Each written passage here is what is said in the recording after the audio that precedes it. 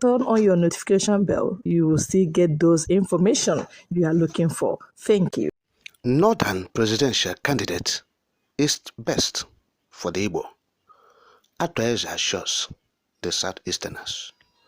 Now the oil magnate, business mogul, talking about Prince Altoeze, he has insisted that a northern presidential candidate is the best for Ndigbo. Yes, he said it's the best for the people of the Southeast. And so he made a statement wherein he said, I urge the people of the Southeast to continue the strategic relationship by supporting Atiku Abubakar in the February elections. The long-standing alliance between the North and the Southeast has always produced many political benefits to the region. I have known Atiku Abubakar to be an honest man, liberal, and a pan-Nigerian who aspires best for the nation, and he is committed to the renaissance of Ndigbo. He has demonstrated his huge love and concern for us, Ndigbo, by continuously choosing an Igbo man to be his running mate since 2007 when he picked Senator Ben Ndiobi.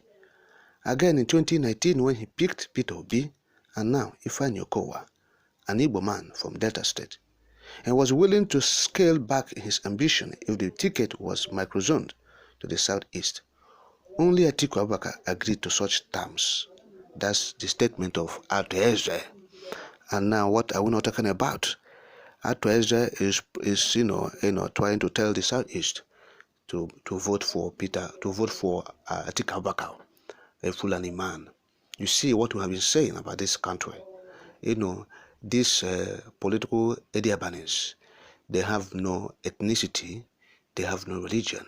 They congregate on common ground to loot. That's it. Even at their old age, you begin to ask yourself, these people, this money you are acquiring primitively, of what benefit? Have you heard anybody who died? And they said in the land of the spirit or land of the dead, they are using naira or dollars there. We're here to hear any such stories. Of course, we have been hearing many fictitious and flimsy stories. About all this, about life after death and this and that.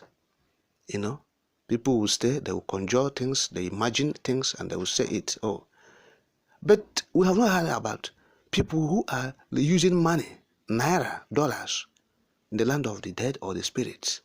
Nobody has, ever, brought about such an account or story, even if it is a fictitious story or imagination of any sort. So one begin to wonder, why are people at certain age in life, they're supposed to be honest and follow the path of truth? They be played to the gallery. To do what? Because of money, because of what they benefit. Yes. Or maybe they want to compensate somebody because of what the person did for them. Because these are the people who have, garnered enormous wealth. Enormous wealth. From contracts, from oil wells, of course. Is it not from the federal government? Yes. From the federal government. So maybe it's a payback time. They want to Atiku back for the favor he did to them when he was the vice president. Because when he was vice president, people know that he was powerful. He was powerful. Yes, he was powerful. He sold Nigerians' assets to his friends and cronies and allies and associates. It's no longer news. And so one begins to ask, why is these people? Yes, if you are not talking about Biafra agitation, you are an Igbo man.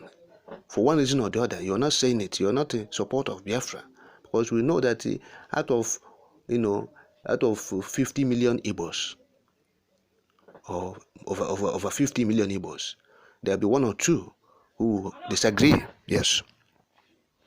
Then, but that shouldn't mean that if you're not supporting the agitation for one reason or the other, we have said out of 100%, maybe there will be 1 or 2% that will have the certain voice talking about the Biafra restoration.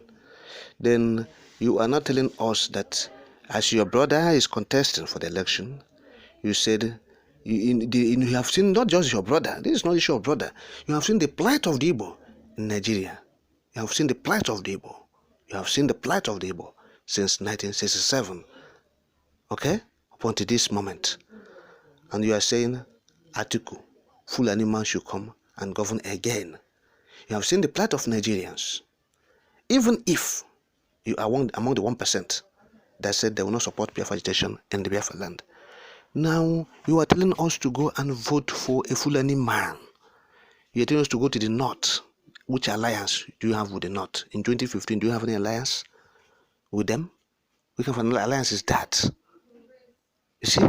So it's selfish, parochial, yes, and primordial. They have their selfish interest. They don't have the interest of their people at heart. So they have been the leaders.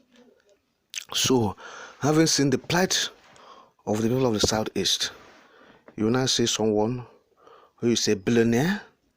We have not seen his philanthropic gestures in the Southeast, despite being famed as the richest man in the Igbo, the richest Igbo man. Yes, we have not seen his philanthropic gestures. This Prince Atoeze Ndigbo, yes, the richest man. He's famed as the richest man in the Southeast, in the whole Igbo land. Now, what are those things that he has been doing for the people of Southeast? We want to see those employment.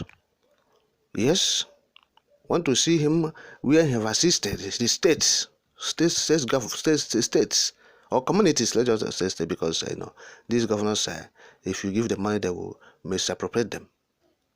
So, what is his contribution to Anambra State, to communities in Anambra State? As the richest man in Igbo land, we expect him even to go outside Anambra State, to other communities in the Southeast. Yes, to assist in community development. That's what we're saying.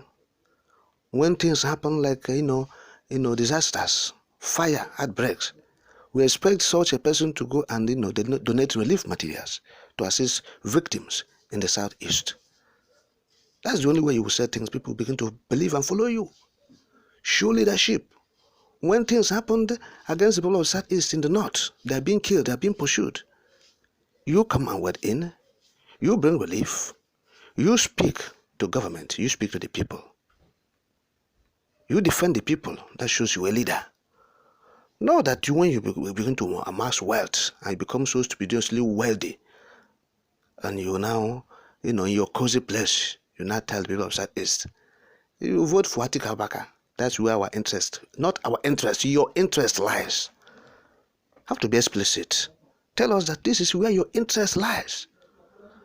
Tomorrow, if he becomes the president, if there's anything like Nigeria, after February or after 29th May, then people will start looting again with the Fulani oligarchs. Because that's what is happening in this country. That's why we say, let us, go our separate ways. This is not working. The looters don't have, and they don't have ethnicity. They don't have religion. They don't have creed. They don't have tongue. What they're interested is to have a common ground to converge, congregate, and loot.